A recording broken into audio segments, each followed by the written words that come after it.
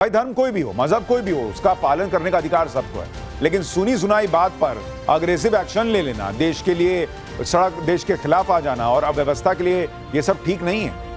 इसलिए आपसे कह रहा हूं कि सोशल मीडिया हो या समाज, दोनों ही जगहों पर बहुत सतर्क और संवेदनशील होना जरूरी है। इसलिए क्योंकि हर मुमकिन कोशिश की जा रही है कि देश की तेज रफ्तार अर्थव्यवस्था को पटरी से उतार दिया जाए। भारत के सामने बाहर और भीतर दोनों तरह की चुनौतियां हैं। कहीं ऐसा ना हो हमारी नासमझी का फायदा कोई दूसरा उठा ले।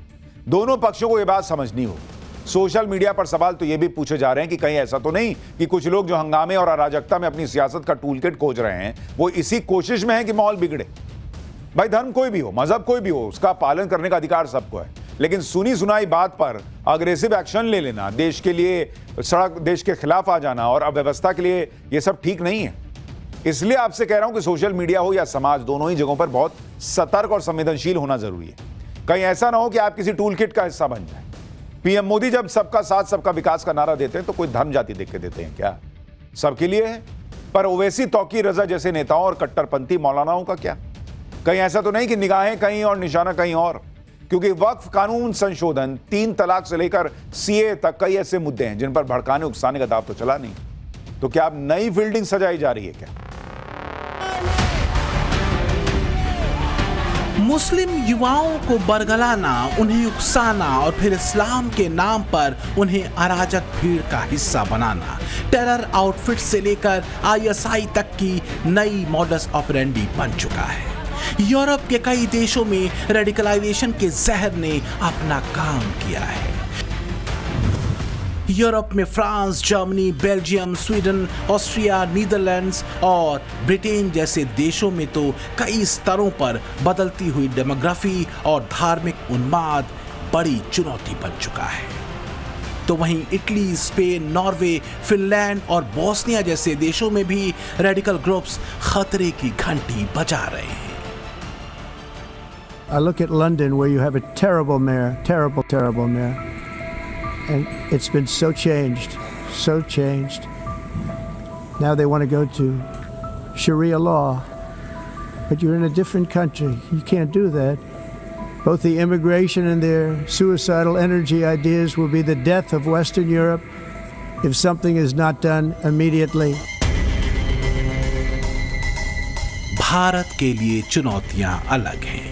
2014 में तुष्टीकरण और वोट बैंक वाला खेल बिगड़ने के बाद कथित सेकुलरिज्म का राग अलापने वाले नेता बेचैन घूम रहे हैं। लेकिन तब से ही कट्टरपंथी जमातों ने ये राग अलापना शुरू कर दिया था कि देश में मुसलमानों के साथ अन्याय हो रहा है।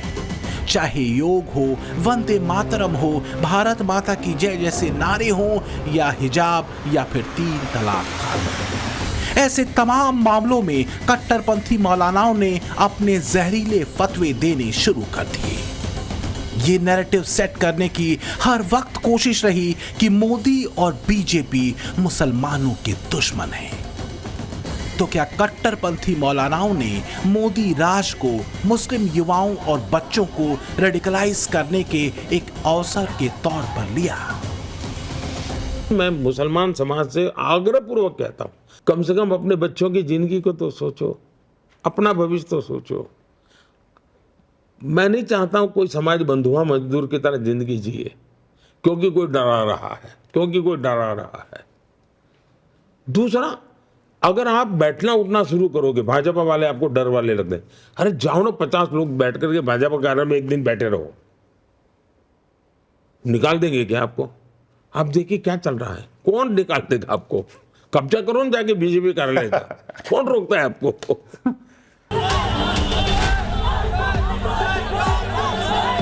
तो क्या असल मुद्दा नैरेटिव है?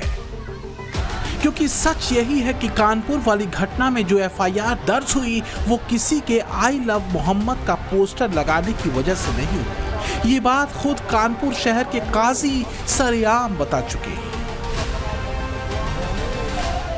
यार जो हुई आई लव मोहम्मद के नाम पर जो चर्चा चल रहा है, तो थोड़ा उसको हमने आई लव मोहम्मद के नाम पर एफआईआर तो नहीं है, बैनर फाड़ने के चक्कर में है एफआईआर। उसमें मैंने पढ़ी है, उसको तफसील से देखा है। ये बदगुमानी है लोगों को, और उसकी सफाई अधिकारियों ने, पुलिसकर्मियों ने भी मुझे दी है। लेकिन एजेंडाधारियों ने मुसलमानों को भड़काने वाली लाइन चुनी। माहौल को बिगाड़ने वाला पैंतरा चुना और सोशल मीडिया से लेकर सड़कों तक पर खूब शोर मचा कि देश में मुसलमानों के आई लव मोहम्मद कहने पर FIR हो रही है। खुद को मुसलमानों का रहनुमा और हितैषी बताने वाले चेहरों ने मोर्चा संभाल लिया और भड़काने की भाषा का तबीयत से इस्तेमाल हुआ। मेरे अजीज दोस्तों और बुजुर्गों, बीजेपी आज इस मुल्क में सबसे ज्यादा अगर किसी को निशाना बना रही है तो सेकुलरिज्म को खत्म करना चाहती है। बीजेपी संविधान को कमजोर करना चाहती है। किसी के घर पर अगर बुलडोजर चलता है तो मेरे घर पर चलता है। मेरे नाम निहाद हमदर्दों के घर पर बुलडोजर नहीं चलता।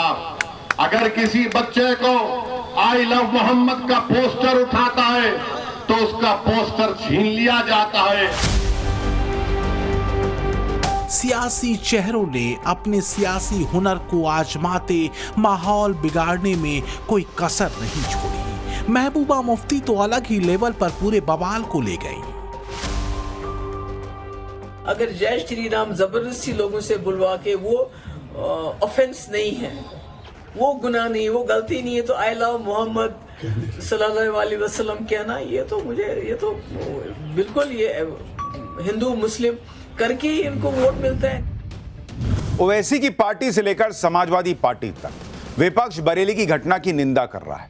अखिलेश यादव ने कह दिया कि सरकार की तरफ से ताकत का इजहार करना उसकी कमजोरी की निशानी होती है। सरकारें लाठीचार्ज से नहीं सौहार्द सद्भाव से चलती हैं, घोर निंदनीय।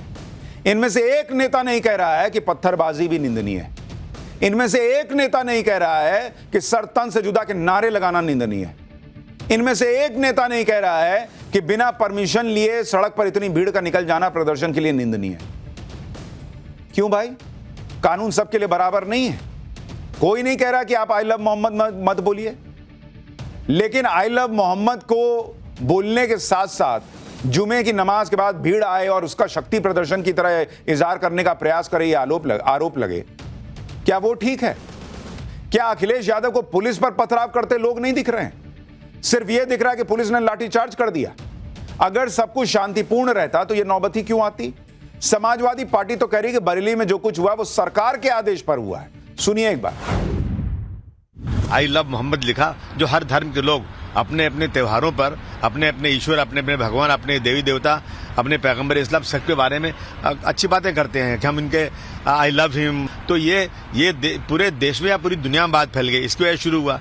मैं समझता हूँ कि पुलिस को अगर कोई चीज गैर कानूनी हो रही है तो पुलिस को उस पर नोटिस देना चाहिए, उस पर बुलाना चाहिए, बात करना चाहिए, केस करना चाहिए। लेकिन इस तरह से लाठीचार्ज करना, मैं समझता हूँ ये बर्बरता है।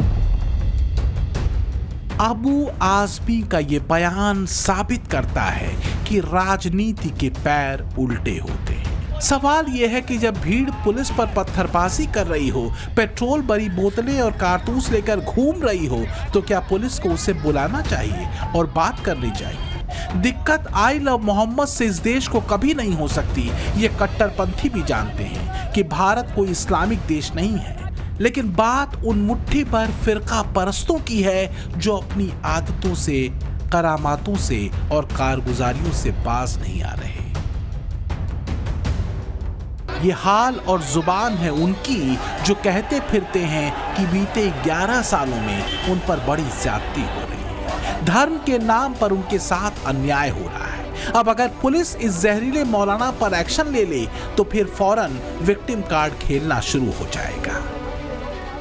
जो वायलेंस की बात करता है वो कंडेमनेबल है, मगर अगर कोई पोस्टर उठा रहा है जैसा I love Mahadev, I love Muhammad सल्लल्लाहु अलैहि वसल्लम, इसमें बुरी बात क्या है भाई? लेकिन रैली से ऐसी बात नहीं होनी चाहिए जो एक प्रदेश के मुख्यमंत्री के लिए ऐसा बोले। किसी के बारे में हो। हमार एक बात बताइए, जितने जुलूस निकलते हैं मस्जिद के सामने जाकर प्रोवोकेटिव गाने लगाते हैं, आप लोग कभी चलाए? नहीं, ईमानदारी से आप हम लोग आपसे जुड़ी हुई हर समाज से जुड़ी हुई खबर चलाते हैं। हमारी छोड़ दीजिए। जितने रिलीजियस प्रोसेशन निकलते हैं हर बार मस्जिद के सामने खड़े होकर कितने बुरी तरीके से, जो एज पॉप के नाम से मशहूर है, बकवास किस्म के गाने लगाते हैं और पुलिस कुछ नहीं करती है। उस पर तो करिए कार्रवाई। ओवैसी कोट बदल कर आए हैं। कैमरे के सामने कुछ और, मजलिसों में कुछ और। हिंसा की बात को निंदा योग्य बताने वाले ये वही ओवैसी हैं जिनके भाई अकबरुद्दीन ओवैसी सरेआम 15 मिनट वाली धमकी सियासी मंचों से उछाल चुके हैं। अगर देखें तो ओवैसी मार्का राजनीति का मजहबी फॉर्मूला भी कुछ कुछ वैसा ही रहा है जो अराजकता में सियासी अवसर खोजता है। वक्फ बिल को लेकर मुसलमानों को भड़काना, 3 तलाक को मुसलमानों के पर्सनल लॉ में इंटरफेयर बताना, CAA पर झूठ फैलाना, हिजाब मुद्दा मस्जिदों को खतरे में बताना, UCC पर झूठ फैलाना, उकसाना और सबसे अहम हिंदुओं से नफरत और पुलिस और कानून व्यवस्था का मखौल। सच यही है कि इस देश में आई लव मोहम्मद से किसी भी हिंदू को कम से कम ऐतराज नहीं हो सकता, क्योंकि बाहरी आक्रांताओं के दौर में भी उसने अपने धर्म की विनम्रता को नहीं छोड़ा, क्योंकि हिंदुइज्म में दुनिया को काफिर और गैर काफिर के बीच बांटने वाली कोई नफरती लकीर नहीं। तो क्या हिंदुओं का यही स्वभाव कथित सेकुलर पार्टियों के लिए सेकुलरिज्म का राग अलाप कर तुष्टीकरण का एजेंडा चलाने का रास्ता बन जाता है?